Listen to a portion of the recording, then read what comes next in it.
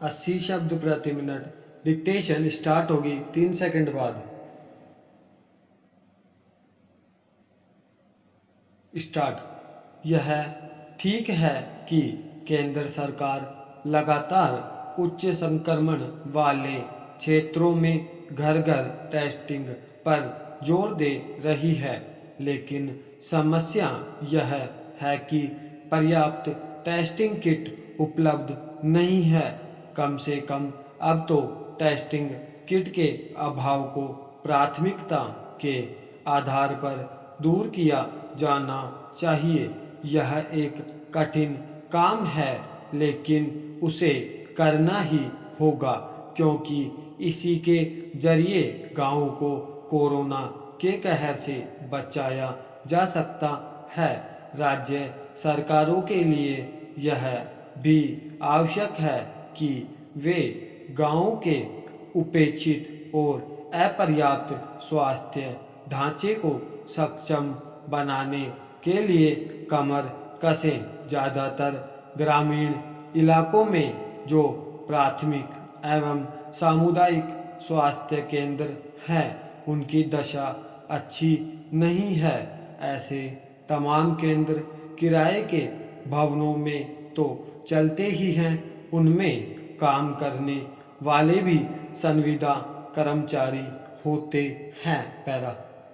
इस स्थिति के लिए राज्य सरकारें खुद के अलावा अन्य किसी को दोष नहीं दे सकती।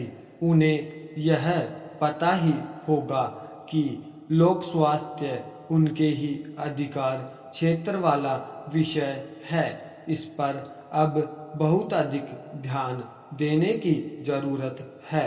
राज्यों को इसके लिए भी सक्रिय होना होगा कि टीकाकरण की गति बढ़े, क्योंकि यह देखने में आ रहा है कि टीकों की उपलब्धता के बाद भी ग्रामीण इलाकों में अपेक्षित संख्या में टीके नहीं लग पा रहे हैं। इसका कारण टीकों को लेकर हिचक है, जो अज्ञानता, अंधविश्वास और अफवाहों से उपजी है। बेहतर हो कि राज्य सरकारें गांव में टीकाकरण को लेकर नए सिरे से जागरूकता अभियान चलाएं और टीका विरोधी तत्वों को हतोत्साहित करें। पैरा। पिछले दिनों दिल्ली समेत कई राज्यों में अस्पतालों में ऑक्सीजन बेड और दवाओं की कमी के चलते कोरोना संक्रमित मरीजों की मृत्यु ने देश की चेतना को झकझोर दिया। इसी दौरान कई राज्यों में ऑक्सीजन आपूर्ति के संबंध में प्रशासन की आपराधिक लापरवाही और घोर अक्षमता की भी खबरें आई। यह अक्षमता भी कोरोना मरीजों की मौत का कारण बनी। कर्नाटक के चामराजनगर के जिला अस्पताल में ऑक्सीजन की कमी के चलते 24 कोरोना पीड़ितों ने दम तोड़ दिया। पैरा।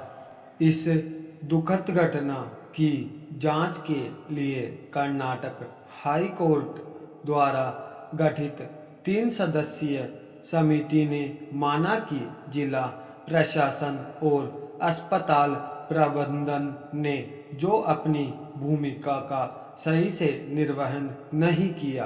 गोवा की कहानी भी कुछ इसी तरह की है।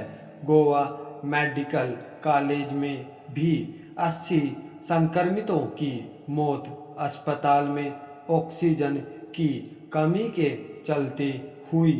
हालांकि अस्पताल प्रबंधन इससे इनकार कर रहा है, लेकिन सुनने में आ रहा है कि ऑक्सीजन आपूर्ति प्रणाली काफी पुरानी थी। इसके साथ उसकी भंडारण क्षमता भी बहुत कम थी। देर से ही सही, लेकिन गोवा सरकार ने अस्पताल के प्रबंधन को अपने हाथों में लिया है। राज्य के स्वास्थ्य मंत्री ने कहा है कि अस्पताल में ऑक्सीजन टैंक लगाने के बाद ऑक्सीजन आपूर्ति व्यवस्था को ठीक कर लिया गया है।